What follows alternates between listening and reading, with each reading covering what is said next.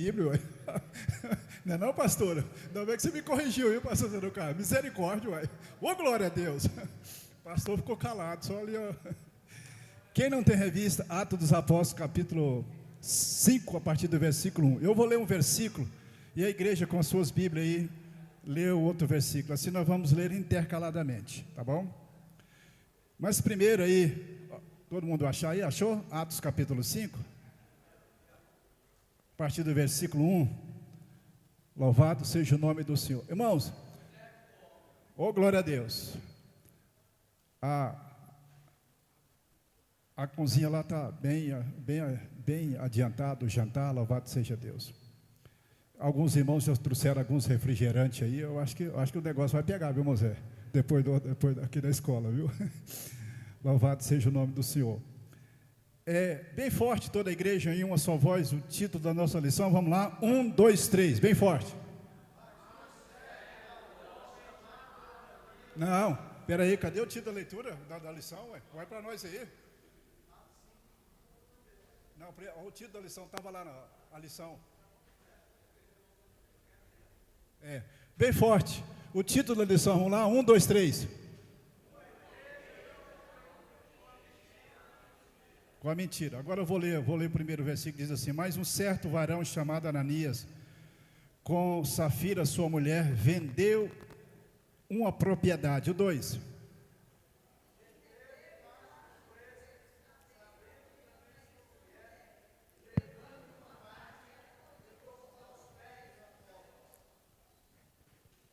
Ué, irmão, todo mundo abrir a Bíblia aí? Eu vou ler o primeiro versículo, o irmão vai repetir o segundo, diz assim: mas um certo varão chamado Ananias, com Safira sua mulher, vendeu uma propriedade. O 2 bem forte. E reteve parte do preço, sabendo também sua mulher, e levando uma parte, a depositou aos pés dos apóstolos. Ô, glórias, agora ficou bom. Disse então Pedro: Ananias, por que encheu Satanás o teu coração para que mentisse ao Espírito Santo e retivesse parte do preço da herdade? 4. Guardando-a não ficava para ti, e vendida não estava em seu poder, porque formaste esse desígnio em teu coração. Não mentistes aos homens, mas a Deus. 5. E Ananias, ouvindo estas palavras, caiu e expirou. E um grande temor veio sobre todos os que isto viram. 6. E levantando-se os moços, cobriram o morto, e transportando-o para fora, o sepultaram. E passando um espaço quase de 3 horas, entrou também sua mulher, não sabendo o que havia acontecido. 8. E dize-me, vendeste portanto aquela herdade? E ela diz, sim, portanto. Então Pedro lhe disse: por que é que entre vós concertastes para tentar o Espírito Santo do Senhor? Eis aí a porta os pés do que sepultaram ao teu marido. Apagou aqui o computador. Pode ler o próximo.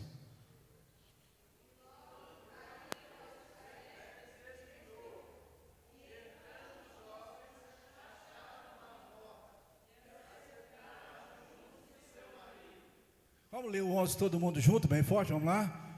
E houve grande temor em toda a igreja, e em todos os que ouviram estas coisas. Amém? Louvado seja Deus. Pastor José de Carvalho, fazer a oração aqui, o senhor já passa para o nosso professor nesta noite. Amém.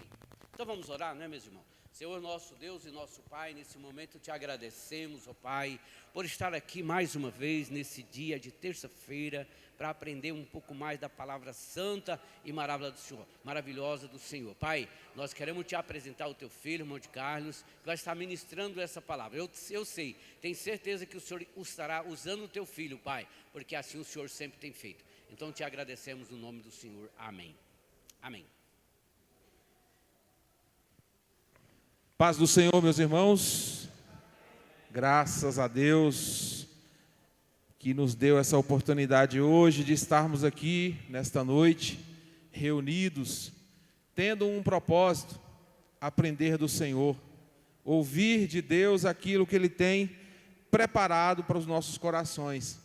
Sinto-me honrado em ser um portador nessa noite da palavra do Senhor. Não me vejo capaz, me sinto lisonjeado, mas não me sinto capaz de carregar o peso que a palavra do Senhor tem. Porém, fomos separados por Deus para isso, não é verdade? A Bíblia diz que os anjos do Senhor queriam essa missão. E Deus falou: não, essa missão é para os meus filhos. E nós somos portadores da palavra do Senhor. Estamos reunidos nessa noite para falar sobre um assunto bastante pertinente. Eu costumo dizer que as lições da revista da Escola Dominical, ela é muito rica. A gente se debruça sobre um tema como esse e começa a analisar os pontos em que estão aqui colocados nessa lição. A gente percebe que é material aqui para a gente falar a noite toda, né? Porque cada versículo que você lê aqui, você tem um entendimento, o Senhor abre a sua mente para um entendimento diferente. Mas estamos diante, irmãos, aqui de um tema que desde Gênesis, desde o Éden, o diabo tem lançado mão desse subterfúgio para levar ao coração do homem essa lepra, que é a mentira. E com isso ele tem levado muitos, tem distanciado muitos da presença de Deus. Foi o caso aqui que está descrito aqui no nosso texto, que foi separado pelo autor da revista para nós estudarmos, né? E à medida que nós vamos lendo essa lição, a gente vai entendendo o quão importante foi essa situação que aconteceu ali, né? Muitos até chegam a falar assim: mas será que Deus não foi muito carrasco, né? Uma pequena mentira, algo tão simples, por que Deus agiu tão severamente, da forma que Ele agiu? Mas, irmãos, se nós olharmos o contexto, aquela época era a melhor época da igreja de Cristo na terra, né? Onde Deus operava, onde Deus falava, onde Deus curava, onde Deus bradava. E era necessário que Deus agisse de forma tão veemente para que essa sementinha não viesse a contaminar os irmãos que constituíam a igreja do Senhor naquele tempo, né? Os objetivos da nossa lição nessa noite é apresentar a origem da mentira como uma estratégia de Satanás para enganar os crentes, mostrar que mentir é uma escolha moral e que todo crente deve rejeitar o engano, valorizar a santidade da igreja e a necessidade de viver em verdade diante de Deus. A verdade é um pilar inegociável, irmãos, da nossa vida, da vida cristã. Aqui na história de Ananias e Safira, Deus nos ensina que Ele não compactua com o engano. Ele não tem parte com o engano. Satanás usa mentira para desviar os crentes, como eu falei aqui ainda há pouco, mas cada um tem a responsabilidade de escolher a verdade. Aí é onde entra o livre-arbítrio. Deus nos deu o livre-arbítrio para que nós pudéssemos escolher entre mentir e falar a verdade, né? Às vezes a pessoa fala assim: mas o diabo colocou na minha mente essa situação e para me sair da situação eu tive que mentir. A única saída era mentir, porque se eu não mentisse eu morreria. Alguém estava com arma na minha cabeça e me forçou a falar mentiras. Mentira, irmão. Deus, Ele sempre livra aquele que escolhe viver pelo lado reto. Deus sempre livra aquele que decide viver a verdade. Então, a mentira traz consequências espirituais, irmão. Ela prejudica a nossa comunhão com Deus, né? E a igreja deve preservar aqui a santidade, como Deus tem apregoado nesta lição. Fala sobre a igreja de Jerusalém. Nós somos a igreja representadas aqui na terra, como a igreja verdadeira, a igreja pura, O nosso pastor sempre tem batido nessa tecla aqui. Não tem um culto aqui no púlpito que ele não fala da igreja gloriosa, né? Muitos até acham que isso é insistência demais, mas é uma grande verdade, irmãos. Nós somos a igreja de Cristo aqui na terra. E assim como Deus não compactua com a mentira, com o engano, devemos nós fazer o mesmo, ainda que isso custe o que custar. Mesmo que seja difícil, devemos optar sempre pela verdade. E, irmãos, eu gostaria de falar para os irmãos aqui o seguinte: quantas vezes nós não temos a oportunidade de falar a verdade e falamos a mentira, né? Eu até coloquei aqui uma situação, por exemplo, em uma entrevista de emprego. Quantas pessoas, para conseguir um emprego muito bom, um emprego que paga bem, que tem plano de saúde e tal, você coloca lá que fala inglês. Eu entendo inglês. Ou, às vezes, o cargo exige que você tenha um conhecimento em Word, Excel ou qualquer outra coisa que seja necessário para exercer aquele cargo ali. Você fala, se eu disser que eu não tenho, eu vou perder essa vaga. Deus vai entender. Não é assim que muita gente pensa? É só uma mentirinha. Deus vai entender. Eu vou colocar aqui no currículo que eu sei falar inglês. Eu vou colocar no currículo que eu sou especialista em Word, em Excel e tantas outras informações mais que é necessário para suprir aquele cargo. E muitas vezes você mente por nada, porque às vezes Deus é tão justo que não permite você entrar naquele emprego. E talvez se você entrasse, você passaria vergonha, né? Então, são mentiras do dia a dia. Muitos irmãos fazem declaração de imposto de renda. Quantos irmãos não colocam uma mentirinha ali né? Não, o leão vai me pegar. Se eu colocar a verdade aqui, a receita me pega. Então, deixa eu maquiar aqui, fazer alguma coisinha. Isso Deus entende. Quantas vezes também alguns irmãos vão fazer uma ficha cadastral para fazer um financiamento de veículo, um financiamento de imobiliário. Aí tem uma informação lá que você precisa falar a verdade. Que você não tem imóvel, que você tem uma renda X e você tem uma renda Y. Enfim, são N's, né? Eu só coloquei aqui como exemplo para a gente conjecturar o quão é fácil mentir. Difícil é falar a verdade, mas é mais gratificante falar a verdade, né, irmãos? Do que falar a mentira. É muito mais gratificante. Como servo de Deus, nós devemos viver em integridade, rejeitando toda forma de engano, pois a verdade fortalece nossa comunhão com Cristo e preserva a nossa santidade com Deus. Irmãos, há muito tempo atrás congreguei numa igreja e a pastora, esposa do pastor dirigente, ela sempre falava o seguinte: irmãos, nós devemos depositar no céu, assim como nós depositamos na poupança. Porque quando você precisa e você guardou, você vai lá na poupança e saca e se livra de um problema. Com Deus é a mesma coisa. Às vezes você acha que uma pequena mentira não vai prejudicar a sua comunhão com Deus, mas vai. Porque na hora que você estiver passando por uma situação difícil, você vai falar assim: Senhor, me ajuda, Senhor, abre essa porta. E Deus vai lá na sua consciência e fala: e aí, você está merecendo? Assim como o nosso pastor aqui, Zé do Carmo, ele fala sempre aqui, né? Você está feliz com Deus? E Deus está feliz com você? Você tem crédito com Deus para pedir o que você está pedindo? Será que você vai receber? Às vezes Deus é tão misericordioso que Ele nos dá, mesmo que nós não tenhamos determinado crédito. Mas o ideal é que tenhamos créditos com Deus. Não percamos a comunhão com Deus por consequência de uma pequena mentira. E muitos pregadores, muitos sábios, muitos ensinadores, eles dizem o seguinte, irmãos: não existe uma mentirinha, nem uma mentira, nem uma mentirona grande. Só existe uma mentira, seja ela qualquer que seja. Por mais que você pense assim, essa é uma pequena mentira, não vai prejudicar ninguém, mas é uma mentira. E o que a Bíblia diz a respeito disso? Que quem mente está falando algo do seu pai, está falando algo que lhe é peculiar.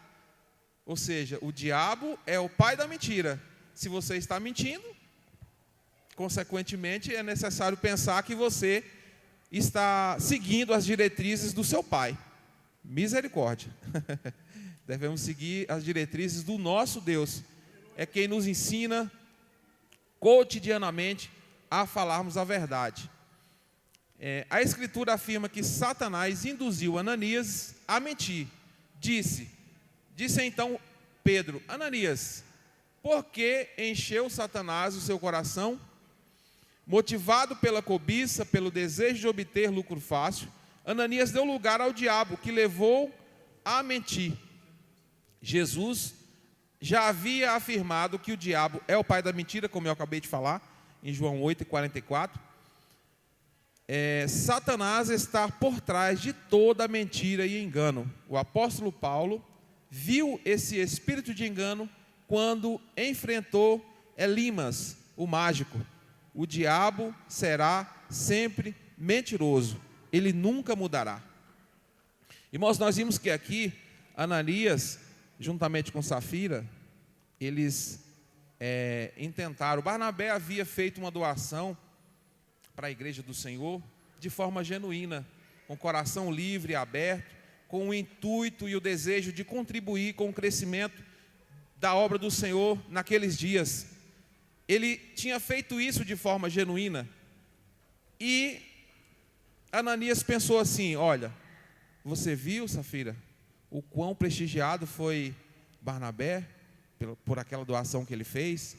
Ele foi prestigiado, né? A igreja hoje olha para ele de uma forma diferente. Que tal nós vendermos aquela propriedade que nós temos e fazer uma doação? Porém, é muito dinheiro. Nós não precisamos doar tudo. Irmãos, se você analisar o texto, Pedro vai falar para Ananias que ele não precisava vender a propriedade dele. Ele não tinha sido coagido a isso. Ele fez com o intuito errado. É a mesma coisa quando nós mentimos, pensando que estamos mentindo por uma boa causa. Não, eu vou mentir, mas eu estou mentindo porque com essa mentira vai chegar um benefício para a igreja. Fulano vai ser beneficiado, mas você está mentindo. Então, ou seja, o motivo que levou você a mentir, o resultado que vai trazer essa mentira não justifica a sua mentira. Então, não minta, você tem a opção de não mentir. Então, nós vimos que eles entrou em conluio, Ananias e Safira, e falaram: vamos entrar em acordo, nós vamos vender essa propriedade por 100 mil reais, porém, eles não sabem quanto vale essa propriedade. A gente vai lá e dá, eu estou conjecturando, irmãos, a gente vai lá e dá 80, aí a gente sai no lucro. Vamos ter prestígio, vamos ser visível no meio da igreja, todos vão nos venerar, como acontece, né, irmãos? Infelizmente no nosso meio. Irmãos que doam dinheiro para a igreja, ou traz alguma doação para a igreja, e faz questão de fazer isso na frente de todo mundo, né? Irmãos, eu estou aqui doando essa quantia para a igreja, que vai abençoar a igreja. Misericórdia, né, irmãos? Então, assim, eles usam esse subterfúgio para ganhar prestígio. Só que não foi só isso que eles buscaram aqui. O sentimento, o texto aqui diz que Satanás encheu o coração de Ananias para ele fazer. Mas como eu já disse para os irmãos, nós temos a opção de não fazer. O diabo, ele sempre vai nos induzir de alguma forma, de algum jeito, em alguma situação, para que nós nos sintamos coagidos a ponto da mentira ser a única saída nossa. Mas nós sempre temos a oportunidade e a possibilidade de não mentir. Mas outros sentimentos que moveu o coração deles aqui também foi a cobiça, a inveja. Fulano foi prestigiado, nós precisamos ser também. Fulano está sendo visto na igreja. Você está vendo como a igreja vê o irmão assim? Nós precisamos ser vistos também. Então, assim, foram várias situações que moveu o coração de Ananias para chegar ao ponto de trazer essa mentira. Até então ia ficar por baixo dos panos, só ele e a esposa ia saber disso. Porém, irmão, ele esqueceu que o homem de Deus, o servo de Deus, que tem intimidade com Deus, Deus revela as coisas, Deus mostra as coisas. E Deus mostrou, através do Espírito Santo ali naquele momento, que tinha algo errado ali, né? E os irmãos conhecem a história, já lemos aqui. Satanás não obrigou, nem forçou a Ananias a mentir, mas, evidentemente, plantou a semente do engano e da mentira em seu coração. A mentira é um dos ardis. A escritura é bem clara: não deis lugar ao diabo. Está escrito lá em Efésios, capítulo 4, versículo 27.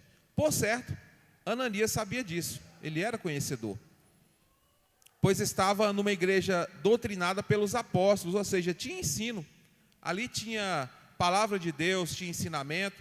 Então, tudo isso que está sendo falado aqui no texto era de conhecimento de Ananias e também de Safira.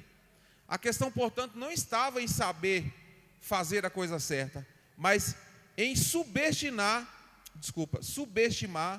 o ardil do inimigo, que possui a capacidade de induzir a fazer a coisa errada. É possível que o casal tenha flertado com a possibilidade de ganhar lucro, como eu falei aqui, ganhar fama, fingindo estar fazendo a coisa certa, mas duas coisas que não são em si mesmas pecaminosas: obter lucro e ter fama em si não é pecado. Você pode ser famoso pela profissão que você exerce, se você é um engenheiro, um pastor, um advogado, ou qualquer outra profissão que você tenha. Às vezes a fama ela é importante para o seu cargo, mas você não pode basear toda a sua vida, toda a sua conduta, no intuito de alcançar a fama, de alcançar o prestígio. Isso tem que vir naturalmente. Jesus foi famoso. Quem foi ou é mais famoso no planeta Terra do que Jesus? Mas Jesus, ele não fez nada para que isso acontecesse. Pelo menos não nessa intenção. Tipo, eu vou curar o cego, Bartimeu, e com isso o povo vai me conhecer e eu vou ficar famoso. A fama de Jesus, ela veio naturalmente por tudo que ele era. Ele ficou famoso, e obter lucro também não é pecado. Você pode trabalhar, você pode se esforçar, você pode estudar, empreender, para você ser uma pessoa bem-sucedida, ter bens materiais. Isso não é pecado algum. Porém, o que é pecado é o que você faz para alcançar isso.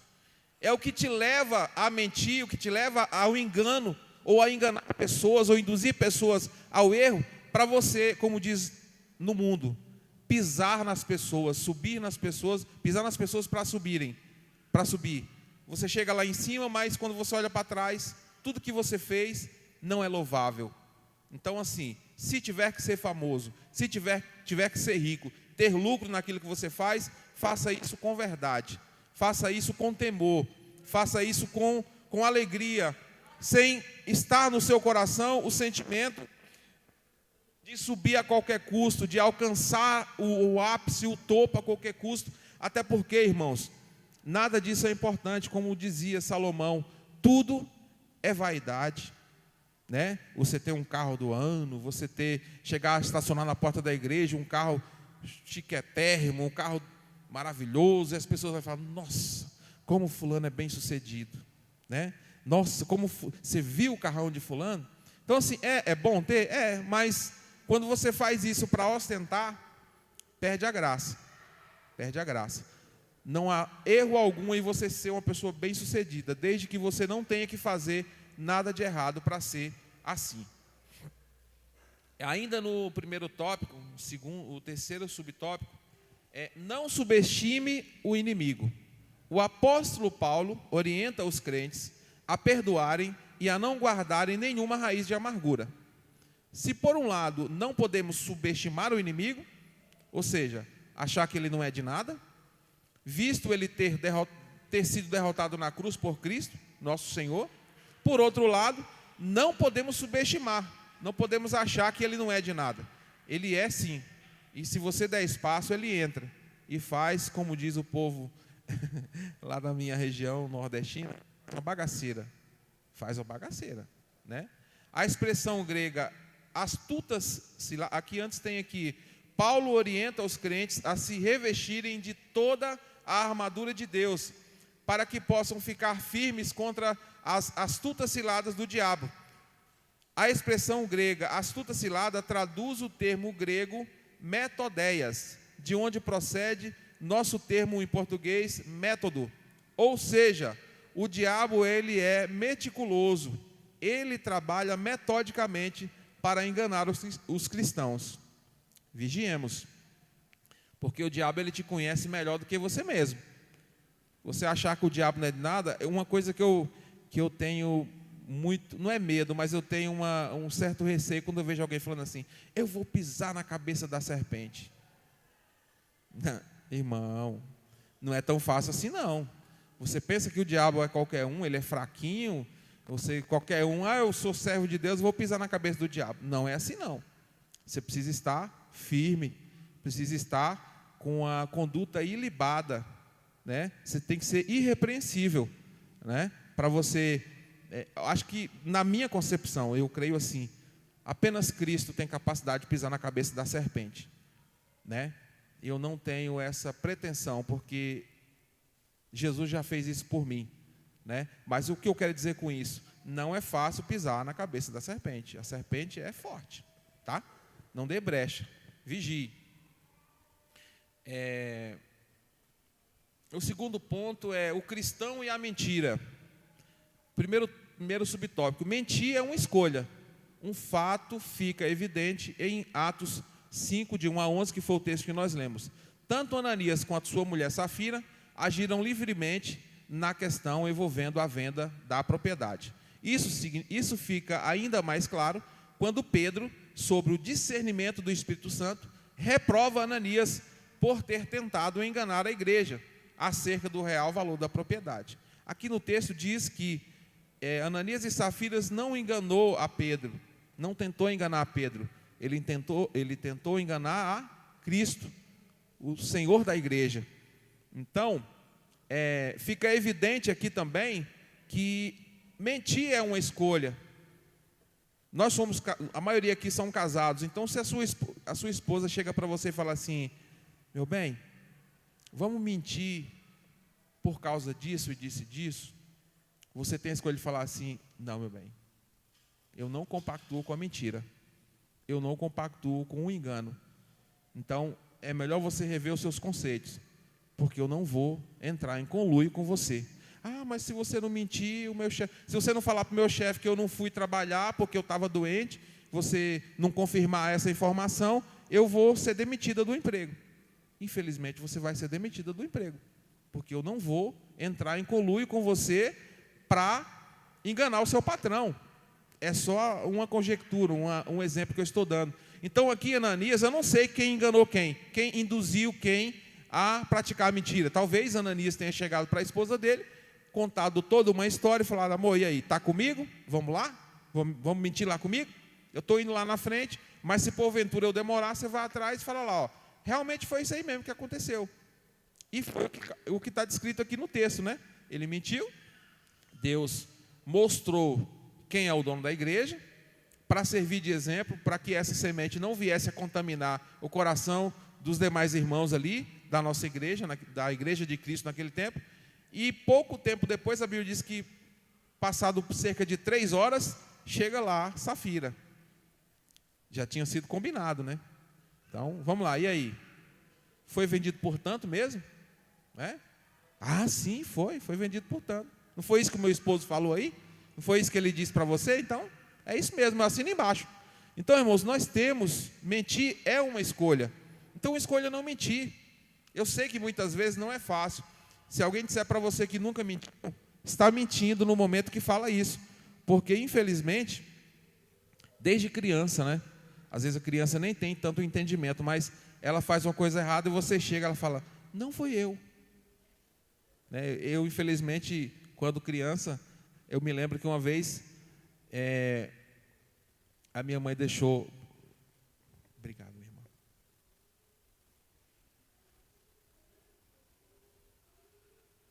Eu nem me lembro muito disso, porque eu era muito jovem, mas muito criança. Mas a minha mãe me contava depois. Ela deixou um caldeirão de leite na cozinha, e eu, muito pequeno, fui mexer tentar pegar um leite, eu não lembro. Eu sei que eu derramei a panela de leite. E eu falei: agora sujou para mim. Só estava eu e minha mãe em casa. Aí eu cheguei lá na sala e falei: mãe, é o seguinte, eu cheguei ali na cozinha, vi um leite derramado, mas eu já quero dizer para a senhora que não fui eu.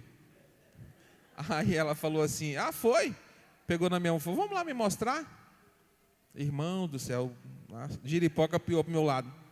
Então, assim, desde criança, esse intento está no nosso coração de mentir, para se defender, para se livrar de algo, né? Mas é tão lindo quando nós vemos na Bíblia momentos em que pessoas, servas de Deus, tiveram a opção de mentir e não mentiram. Como aqueles 3 jovens, que o rei falou: você tem que negar ao seu Senhor. É uma forma de você mentir, de você falar que Deus não é o Senhor da sua vida, que Deus não é o Todo-Poderoso. Você precisa mentir, você precisa se ajoelhar diante de mim e falar que eu é que sou o rei. E eles disseram: ó, rei, viva para sempre, né? Mas nós não mentiremos. Nosso Deus é que é o Deus Todo-Poderoso e não o Senhor. E se tivermos que morrer por isso, nós morreremos. Porém, fique o Senhor sabendo que o meu Deus é que é o Deus Todo-Poderoso e não você. Então eu me prostro diante dele, de você não.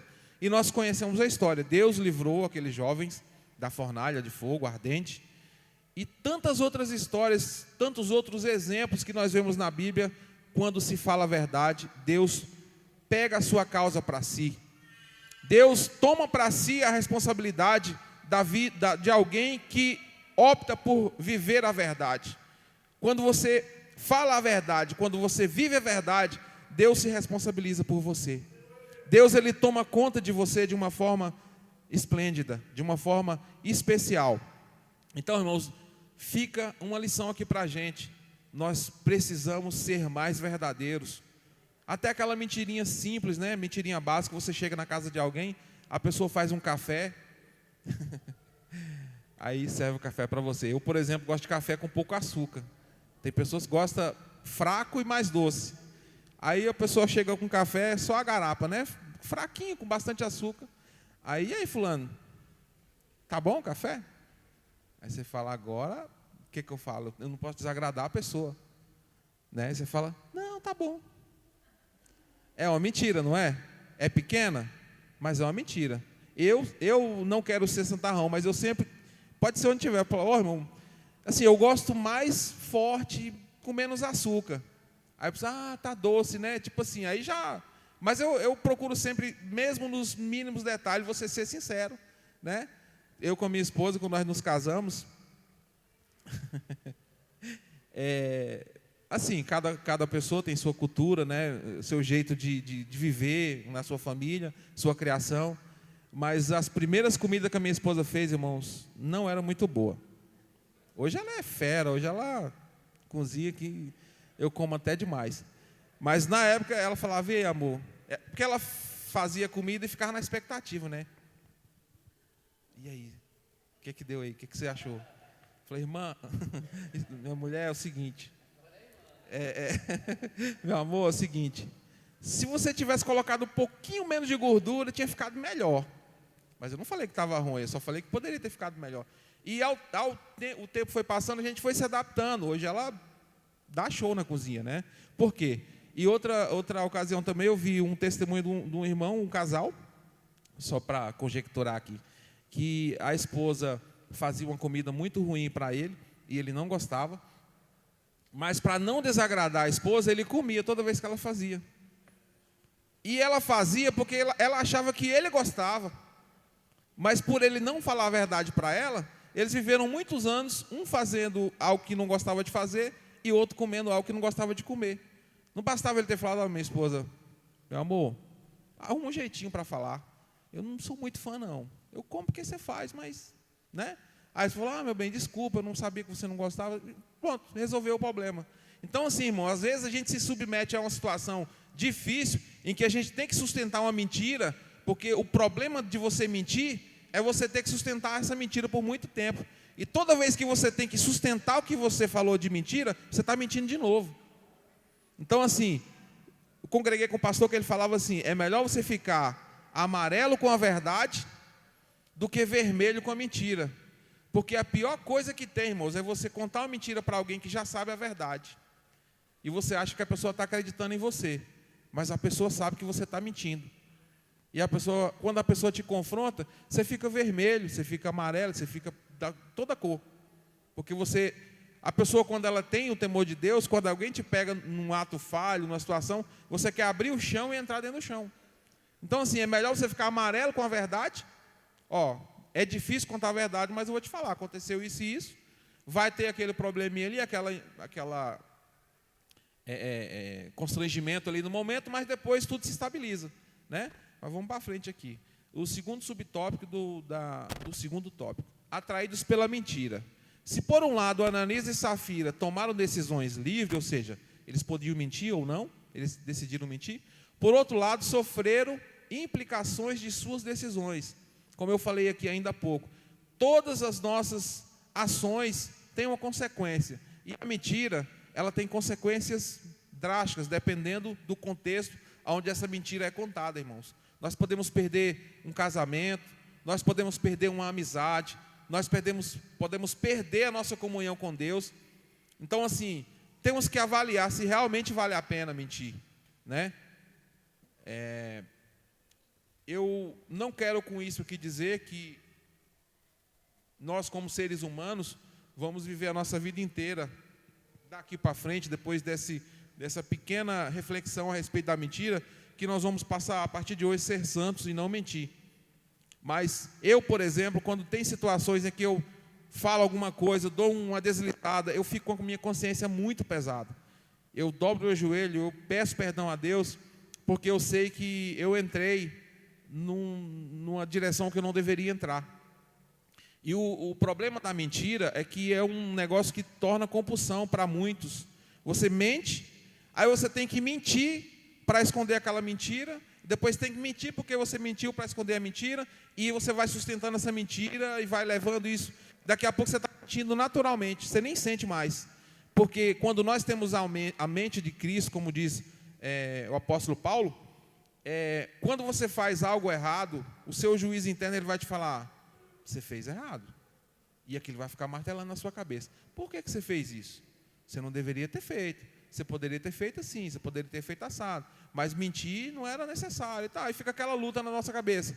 Só que tem pessoas que começam a mentir tanto, que essa voz que incomoda na sua mente, falando que você errou, que você mentiu, passa a não ter muito mais importância. É onde a Bíblia diz que sobre as mentes cauterizadas, são aquelas mentes que já não sente mais, assim como o seu organismo, que quando você toma um antibiótico para combater uma infecção, aí o seu corpo cria resistência, daqui a pouco aquele remédio não faz mais efeito, você precisa tomar um mais forte, e assim vai seguindo. Então a mentira é a mesma coisa, você começa a cauterizar a sua mente, daqui a pouco você está mentindo sem perceber, está mentindo para sustentar a mentira, e por aí vai. Mentir gera consequências, contudo, o preço pago por essas ações, diz Ananias e Safira, foi muito caro, custou-lhes suas próprias vidas.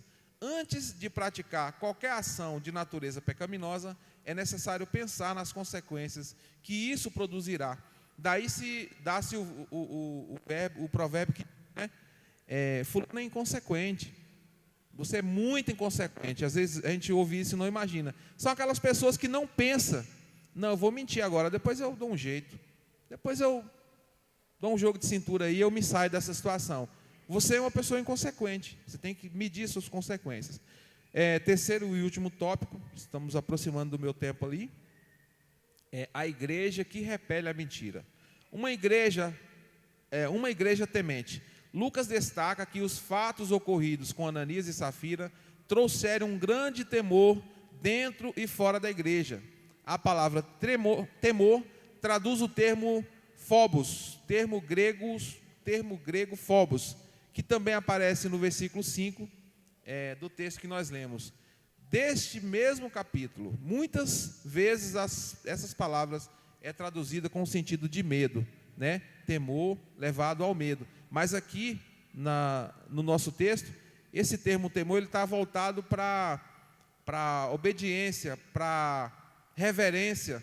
Eu tenho temor de Deus, eu tenho respeito por Deus, eu tenho preocupação em não desagradar o meu Deus. Seria nesse termo aqui.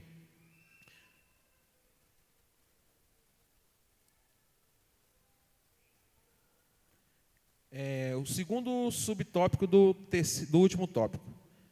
Mas, uma igreja forte. Mas, mais uma vez, Lucas destaca que muitos sinais e prodígios eram feitos entre o povo pelas mãos dos apóstolos. Isso mostra que uma igreja santa, que trata o pecado como pecado e não arranja desculpas para justificá-lo, é uma igreja forte. A prova disso é a manifestação dos dons espirituais que levou os apóstolos a fazerem milagres extraordinários. Uma igreja fraca, anêmica, por falta de disciplina espiritual e que aprendeu a tolerar o pecado em seu meio, torna-se uma igreja inoperante. Concluindo aqui, é possível um crente pecar e se acostumar com o pecado, como eu já havia dito aqui, sem se arrepender. É possível que ele encontre até mesmo justificativas plausíveis para comportamentos notadamente pecaminosos. Contudo, uma coisa é certa: não é possível escapar do juízo divino. No caso da igreja de Jerusalém, o juízo divino veio de forma rápida e precisa. Contudo, em outros, como no caso de Corinto, o apóstolo Paulo colocou uma ação enérgica por parte da igreja que havia se tornado tolerante em relação ao comportamento pecaminoso de um crente. Essa passagem está lá em Coríntios, de 1 a 13. Em outra situação, Paulo deixou claro que Deus exerceu seu direito de juiz com aqueles que haviam pecado. Fica o alerta: ninguém é capaz de enganar a Deus. Irmãos, você pode enganar o pastor, você pode enganar a sua esposa, você pode ter a capacidade, porque tem muita gente que é artista, né, irmãos? Ele consegue conversar com você, fazer uma lavagem cerebral, e aí ele te induz a fazer qualquer coisa que ele quiser. Aí às vezes você para e olha assim e fala assim: ué, mas como que eu fiz isso, né? Como que eu caí nessa cilada? Como que eu caí nessa situação? São aqueles mentirosos compulsivos que já fazem disso uma prática cotidiana no seu dia a dia. São treinados para mentir, né? E a gente muitas vezes, em tempo ou outro, cai em algumas ciladas por artimanhas de pessoas que estão já familiarizadas com esse tipo de prática, né, irmãos? Quero agradecer a oportunidade, agradecer a Deus por essa oportunidade de falar com os irmãos. Não sou professor, pastor Adão sempre ouviu o professor de Carlos. Eu não sou professor, mas gosto de estudar a palavra e me sinto bem em falar de Deus. Ao sair de casa hoje, eu falei para minha esposa: falar de Deus é muito fácil, né? Eu não sei porque muitas pessoas encontram dificuldade quando recebem a oportunidade, falam: eu não vou lá na frente não. Mas é tão fácil falar de Deus, tão bom falar de Deus, né? Porque Deus é tão bom conosco. Inclusive, nessa noite, eu gostaria de falar para o meu sogro, que está aqui nessa noite, vai receber uma homenagem. É uma pessoa muito especial na minha vida. Tenho aprendido muito com ele, pela paciência dele, pela a forma sábia com que ele esboça a Bíblia. Não sei se os irmãos já perceberam. Aliás, eu acho que já perceberam muito mais que eu. Mas ele é uma Bíblia ambulante, né? Ele cita assim um versículo atrás do outro, e o importante é que os versículos são coerentes, né? Ele não cita versículos soltos da Bíblia, ele cita um e puxa outro para justificar aquele que ele falou. E é uma bênção na minha vida. Me sinto muito feliz em fazer parte dessa família. Creio que foi um presente que Deus me deu, né? E ele, em particular, a Dilma, foi quem fabricaram a Luciana para mim. E é uma bênção na minha vida. E que Deus possa conceder a oportunidade de termos Ele conosco por muitos e muitos anos ainda, até a volta de Cristo. Às vezes ele conversa comigo e fala assim: mas para quê? Né? A Dilma até fala também que ele falava às vezes: para que ganhar dinheiro? Para que juntar dinheiro? Eu vou morrer logo, né? Logo eu vou partir, vai ficar tudo aí. Mas que Ele não venha partir tão cedo, que nós possamos desfrutar da presença dEle por muitos anos ainda à frente. Que Deus abençoe cada um e que Deus possa falar aos nossos corações para que alguma das palavras que foi falada por mim aqui nessa noite possa servir de reflexão para os irmãos e que possamos entender que a verdade é sempre o melhor caminho. Não importa em que situação você esteja, fale a verdade. E Deus vai te honrar por isso. Amém, irmãos? Deus abençoe.